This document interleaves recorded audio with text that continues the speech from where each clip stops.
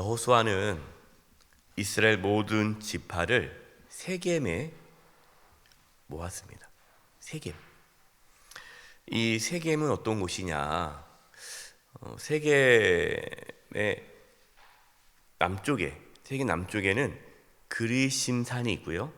세겜 북쪽에는 에발산이 있어요. 그러니까 에발산과 그리심산 이 사이에 세겜이 있습니다. 그러니까 세겜에 있으면 양쪽에 산이 있는 거예요. 모세가 전에 너희가 이제 요단을 건너면 가나안 땅에 들어가게 되지 않습니까? 그러면 세겜에서 한쪽 지파, 6지파는 그리심산에 올라가고 또 나머지 6지파는 그 반대산 에발산에 올라가서 그리심산에서는 축복의 말씀을 선포하고 그리고 에발산에 올라가서는 저주의 말씀을 선포하라 이렇게 모세가 이야기하죠. 그래서 그 말대로 하나님께서 그렇게 명령하신 거니까 그래서 그 말대로 이제 이스라엘 백성들이 가나안 땅에 들어와서 여리고성을 무너뜨리고 아이성을 점령한 후에 이 아이성 근처에 있는 세겜에 가서 그렇게 합니다. 그리심산에 올라가서 6지파는 축복의 말씀. 그러니까 축복의 말씀은 신명기 말씀인데 너희가 이렇게 하면 하나님의 복을 받는다라는 말씀을 전하는 거고 신명기 말씀이 2개잖아요. 이렇게 하면 저주를 받는다는 말씀이 있잖아요. 너희가 하나님 말씀 불순종하면 저주를 받는다는 말씀을 에벨산에 올라가서 합니다. 그래서 여호수아 8장에 보면 이 말씀이 이루어지죠. 그리고 그 세겜 땅에서 하나님의 말씀을 지키기로 언약을 합니다. 이게 세겜 언약인데 그리고 나서 이제 시간이 많이 지났죠. 그리고 이제 여호수아가 죽음을 앞두고 다시 이스라엘 백성들을 세겜으로 모이게 합니다. 그걸 기억하게 하는 거죠. 우리가 처음 가나안 땅에 들어왔을 때 세겜 땅에서 하나님의 말씀을 선포하면서 우리가 하나님만 따르기로 결단했던 그 장소에 다시 모여서 우리가 다시금 하나님 앞에 결단하자 신앙적인 결단을 요구합니다. 여호수아는 그 자리에서 그동안 우리 이스라엘 백성들이 어떻게 여기까지 오게 되었는지 아브라함 때부터 말씀을 전해요. 그러니까 아브라함이 우상을 섬기는 가운데 있었는데 하나님이 불러서 아브라함을 이 가나안 땅으로 오게 해서 약속의 땅을 주셨다. 하나님께서 아브라함에게 내가 내게 지시할 땅으로 가라. 그 땅이 가나안 땅이에요. 그래서 아브라함이 가나안 땅에 이렇게 거주하지 않았습니까?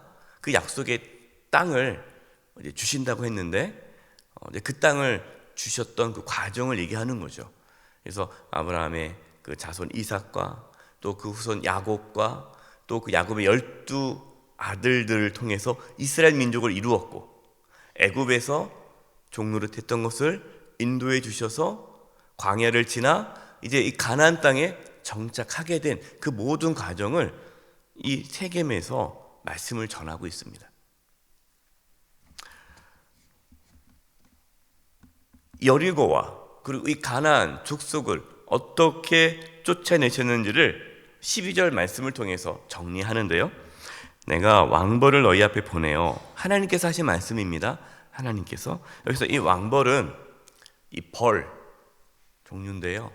정확하게 이 곤충을 알 수는 없어요. 그러나 아주 큰 말벌 종류의 큰 벌을 의미하는데 이것은 아주 하나님의 심판을 표현할 때에 이 단어를 씁니다. 그래서 하나님께서 이러한 왕벌을 너희 앞에 보내어 아모리 족속의 2 왕을 너희 앞에 쫓아내게 하였나니 너희의 칼이나 너희 활로서 이같이 한 것이 아니며. 그러니까 이스라엘이 군사력이 좋아서 그들이 칼 가지고 활 가지고 이 가나안 땅을 점령한 것이 아니라 하나님께서 하셨다라는 거죠. 하나님께서 그 가나안 족속을 쫓아내셨다. 그럼 13절 보세요. 내가 또 너희가 수고하지 아니한 땅과 너희가 건설하지 아니한 성읍들을 너희에게 주었더니 너희가 그 가운데 거주하며 너희는 또 너희가 심지 아니한 포도원과 감난원의 열매를 먹는다 하셨느니라. 하나님께서 이스라엘 백성들이 수고하지 않은 땅, 그러니까 땅을 개간을 해야 되잖아요. 그런데 이미 하나님께서 다 개간한 땅, 좋은 땅을 다 주신 거예요. 또 성읍도 건설하지 않았어요. 그 가나안 족속을 내쫓고 그 성읍을 들어가 살았기 때문에 뭐 집 지을 필요도 없어요. 또 이스라엘 백성들이 심지도 않았던 포도 열매를 거두고 그들이 가꾸지도 않았던 감람한 열매를 먹게 된 거예요. 한마디로 뭡니까? 이스라엘 백성들은 하나님의 은혜로 살게 된 거죠. 그러니까 너희들이 그동안 한 게 뭐가 있냐? 다 하나님의 은혜 아니냐? 이스라엘 백성들은 이 놀라운 하나님의 은혜를 기억하고 하나님을 잊지 말아라, 이 말씀을 하는 거예요. 여러분, 우리도 마찬가지입니다. 우리가 하나님의 은혜를 받았죠. 우리도 하나님의 은혜를 받았어요. 우리가 구원을 받고 하나님의 자녀가 된 것, 그리고 지금까지 이 자리까지 오게 된 것이 전적인 하나님의 은혜임을 우리는 잊어서는 안 돼요. 하나님의 은혜를 잊어버리면 우리는 하나님의 놀라운 은혜를 망각하면 우리 삶은 무너지는 거예요. 여호수아는 이스라엘 모든 백성들이 하나님의 은혜를 잊지 말고 하나님을 온전히 섬길 것을 요구합니다. 이게 14절입니다. 그러므로 앞에서 뭘 설명한 겁니까? 앞에서 무슨 말씀을 전한 거예요? 하나님의 은혜에 대해 말씀을 전했죠. 그러므로 14절, 이제는 여호와를 경외하며 온전함과 진실함으로 그를 섬기라. 너희 조상들이 강 저쪽과 애굽에 섬기던 신들을 치워버리고 여호와만 섬기라. 하나님의 은혜를 깨닫는 자만이 하나님을 경외하면서 온전함과 진실함으로 하나님을 섬길 수 있습니다. 하나님의 은혜를 알지 못하면 하나님을 섬길 수가 없어요. 하나님의 은혜를 모르는 자들에게 자꾸만 하나님을 섬기라고 그러면 그 하나님의 섬김이 뭐가 될까요? 부담이 돼요. 부담. 그래서 우리가 교회도 마찬가지입니다. 교회에서 우리가 어떤 일을 할 때에 이분이 은혜가 없어요. 은혜를 못 받았단 말이에요. 근데 자꾸만 뭐 이제 교회 열심히 나왔으니까 뭐 이것도 해 저것도 해, 그러면 그분이 어떻게 해요? 부담스러워요. 그래서 교회를 떠나요. 여러분, 은혜를 받아야 하나님을 섬길 수 있어요. 중요한 게 은혜를 받는 겁니다. 우리의 자녀들이 하나님의 은혜를 경험해야 되고, 우리의 가족들, 우리 주변에 있던 분들이 하나님의 은혜를 경험해야 하나님 섬길 수 있는 거예요.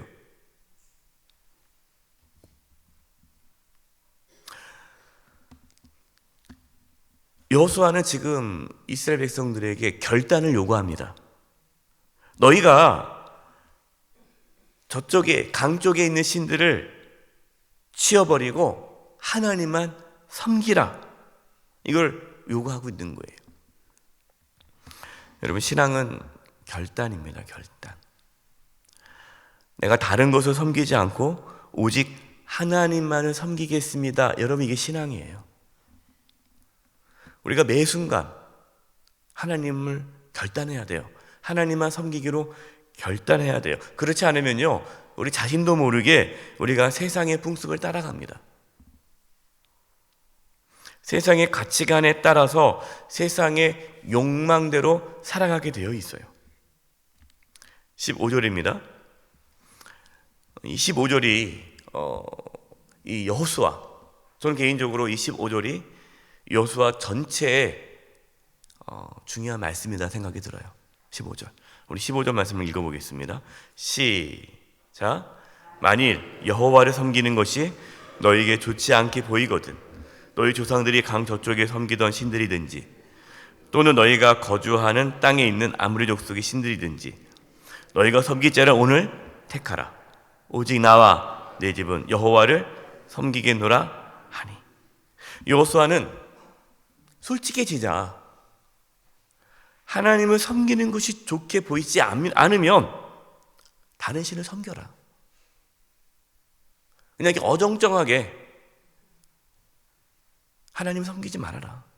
결단해라. 둘 중에 하나 선택해라. 여러분, 이것은 끊임없이 성경에 나오는 겁니다. 하나님께서 끊임없이 하시는 말씀이 뭡니까? 두 주인을 섬기지 말라는 거예요. 하나만 섬기라는 거예요. 세상을 섬기든지 하나님을 섬기든지. 신앙에 뭐가 문제입니까? 이 두 개 다 섬기는 거예요. 이게 끊임없이 이게 성경의 하나님 말씀이 계속해서 우리에게 주시는 말씀 뭐냐? 선택하라는 거예요. 선택. 하나님이냐 세상이냐, 돈이냐 하나님이냐, 선택하라.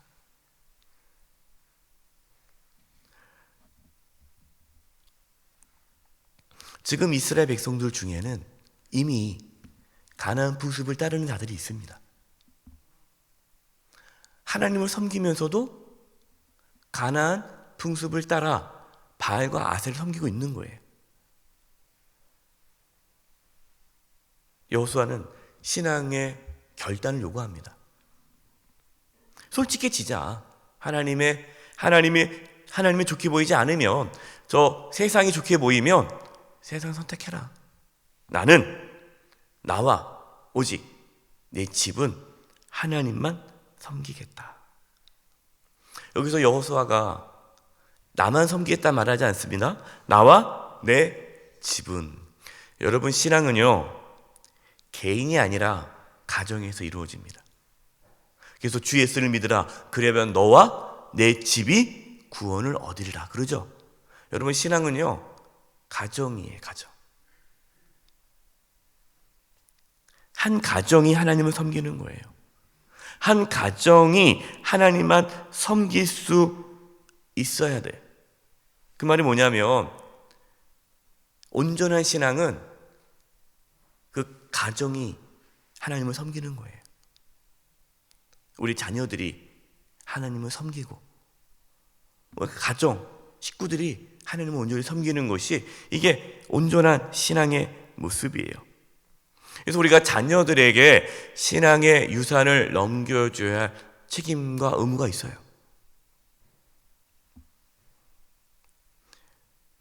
이스라엘 백성들은 여호수아의 그 신앙 고백을 듣고 자신들도 하나님만을 섬기기로 결단하였습니다. 여러분, 오늘도 이 새벽에 우리가 다시금 하나님 앞에 결단할 수 있기를 바랍니다. 하나님만을 섬기기로. 우리가 하나님의 은혜를 다시 한번 기억하고 세상을 쫓아가는 것이 아니라 온전히 하나님만을 섬기기로. 지금 우리가 예수님을 잘 믿어도 끝까지 예수님 잘 믿는 게 중요하잖아요. 끝까지 예수님 잘 믿어야 돼요.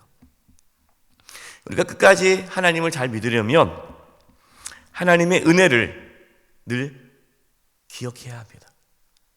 여러분, 요즘 하나님의 은혜를 깊이 경험하고 있습니까? 하나님의 은혜를 잊어버리고 하나님의 은혜가 식상해져 있다면 우리의 신앙은 무너져요.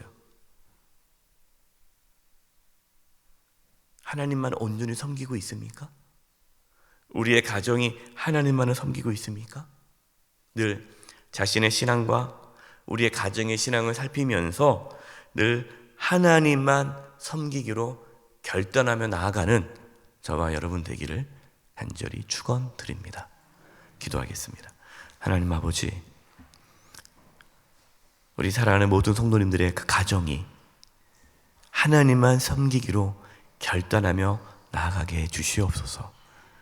특별히 우리 자녀들이, 우리의 가정이, 우리 모든 식구들이 하나님만 섬기기로 결단하게 해 주시옵소서.